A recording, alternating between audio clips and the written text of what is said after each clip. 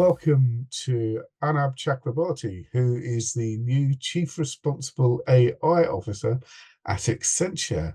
Welcome, Arnab. First question is, where does your role sit in this vast universe that is Accenture, and how did you end up in it? Fantastic, David. Great to take that. And it's a privilege for me to play this role for Accenture as the Chief Responsible AI Officer. This is a new role that has been created at Accenture, directly sponsored by our CEO, Julie Sweet. And this sits within the broader data and AI practice at Accenture, which is a huge focus area for Accenture. And I have been part of this leadership team of data and AI from the very beginning for the last 12 years. And this came about in the last 7 to 8 months, asking me to take on this role and build this out as a business focus for Accenture. Okay. So what are the risks of using Gen AI in the enterprise? How are these any different than the kind of risks we've faced when previous technologies have swept through our businesses, such as the arrival of the web, or bring your own technology, or earlier applications of AI, mobile phones, etc.? Why is this so different and special? I think this moment is different. This moment is different for a few reasons. Number one, this technology, the speed at which this technology is evolving is very different than what we have seen in the past. The second big, difference that I see here is this technology is much more democratized, which means it's in the hands of millions of people. And I think it's important because you need to manage the technology very responsibly when it's in the hands of millions of people, right? And then the third dimension is that this technology has a huge promise of transforming organizations back to front, front to back. 60% of the organizational tasks and activities can potentially get impacted by large language models. And that is a huge opportunity for value creation. And with that comes significant risks as well. The number one risk that I see with generative AI and LLMs is the confidence with which it actually gives out outputs. And when you give outputs with such high degree of confidence, there can be hallucinations, and that can erode trust with customers and employees.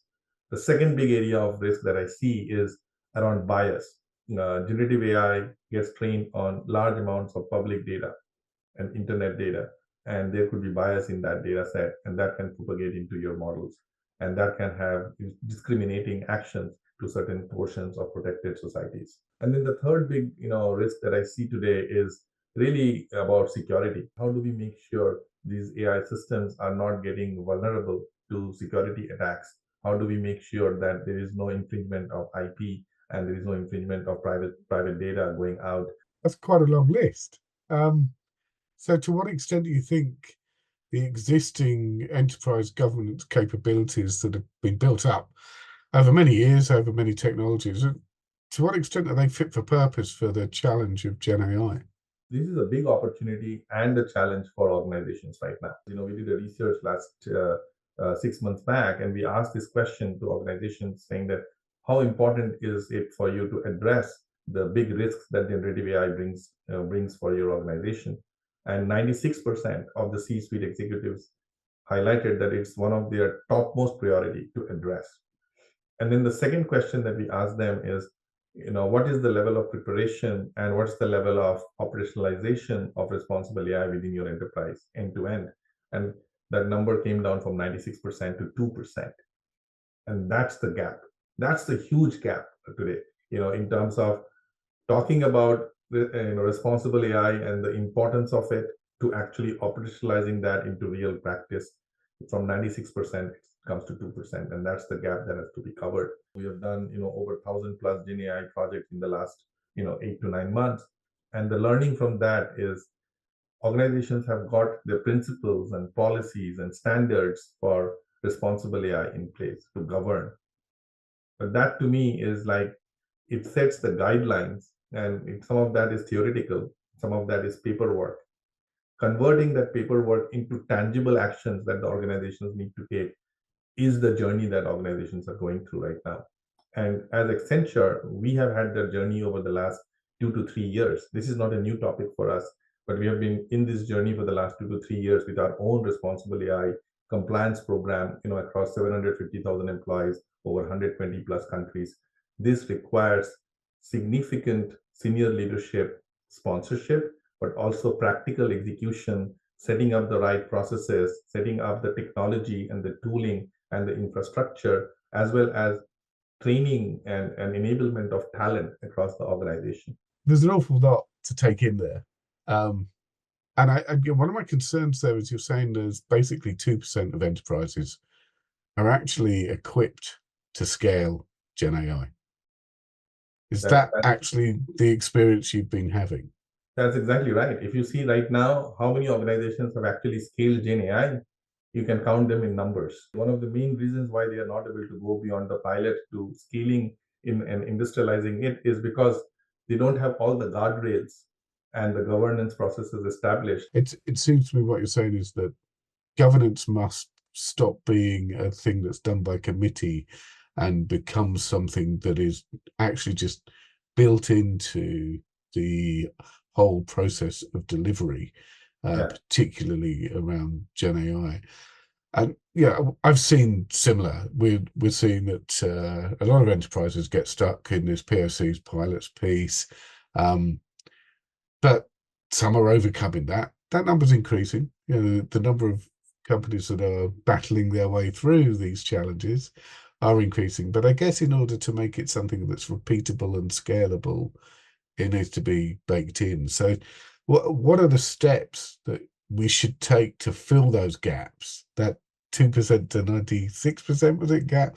Um, how are we going to close that gap so that we can really enable the responsible use of Gen AI at scale? It's a journey, it's never done. I have the privilege of, sponsoring that for Accenture.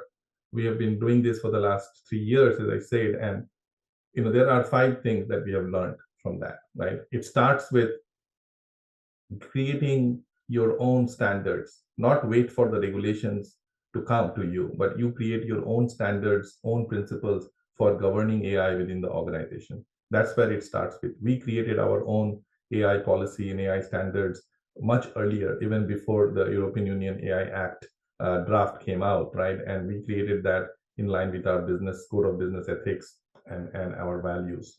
So that's not. That has been a challenge for enterprises because there's been concern about I don't build anything in case the carpet gets pulled from under me. Exactly. But it seems to me that actually it's kind of priced in, right? So when this legislation comes along, it's pretty much in line with expectation. Nothing's surprising anyone. Exactly. So And is that what you're suggesting? We should just get on and my advice is we should actually take a self-regulation angle where we are being more proactive to set up our own policies and standards based on the industry and our value and our code of conduct, right? And that can actually play a big role in influencing and informing what regulations policymakers have to put in place. So that's kind of step one. Step two, is to really, is very fundamental, David. It's about knowing what all AI is happening within your organization. It starts with that fundamental question. And when we ask that question, we get 5 different answers. And if you have 5 different answers to the question, it's clear that you don't have a good handle on all the AI that you are developing yourself or with third-party suppliers. And then the next question to ask on that is what's the level of risk associated with that AI? The third big step that needs to be taken is how do I test my AI systems that are getting developed for bias, for explainability, for transparency, all the risk dimensions that we talked about, so that I can be very confident as that AI gets ready to be deployed. It has gone through a very rigorous, AI responsible AI testing, and we have a framework. You need to have a framework, a tooling, and a system to do that. It cannot be, just a questionnaire-based assessment and testing it. It needs to be very, very surgical, using technology at the heart of it. Once you have done that, it's very important that to understand that this is a very dynamic technology. The data is shifting, the models are drifting. How do you create an oversight mechanism, a monitoring mechanism to observe how your AI is performing over a period of time? And is there data drift? Is there model drift? And as soon as you see those, there needs to be surgical intervention to address that. So that's kind of the fourth step. And then the fifth step that organizations often miss out and needs to be factored into your AI governance and responsible AI journey is how do I understand the workforce impact? How do I understand the environmental sustainability and carbon impact of my AI models? And how do I understand the security and privacy impact? And these have to be baked in as part of your responsible AI so that you are being responsible by design, not just on the technology.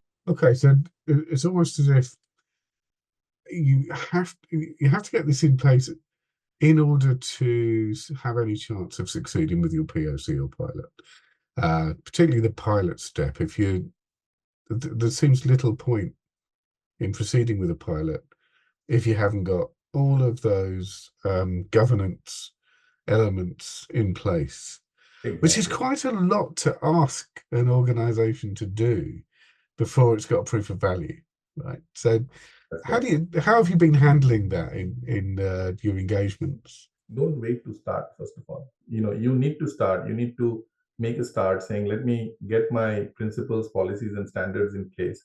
A lot of our clients actually still have a lot of traditional AI going on. Actually, it's not all Gen AI.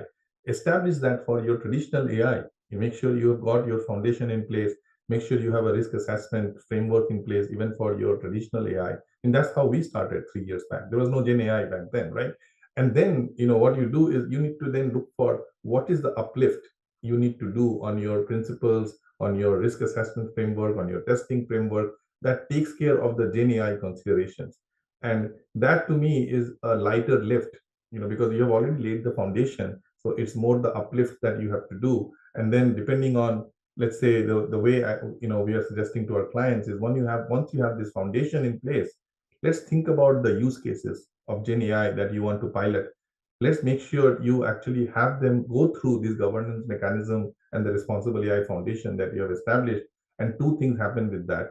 Your current initial set of use cases go through that, and then it informs the learning coming out of it informs how you now take that framework and approach and the tooling to the hundreds of use cases that are coming down the hopper over the next 6 to 12 months, right? And that's how you start building the muscle. So Arnab, I think this is going to keep you very busy for quite some period to come. Uh, I'm sure it'll be interesting to see whether your role is repeated in enterprises, whether we start seeing the emergence of responsible AI officers in um, in the enterprise. Have you seen any examples of that so far? Yeah, I think it is, first of all, this topic has got a lot of attention with the boards.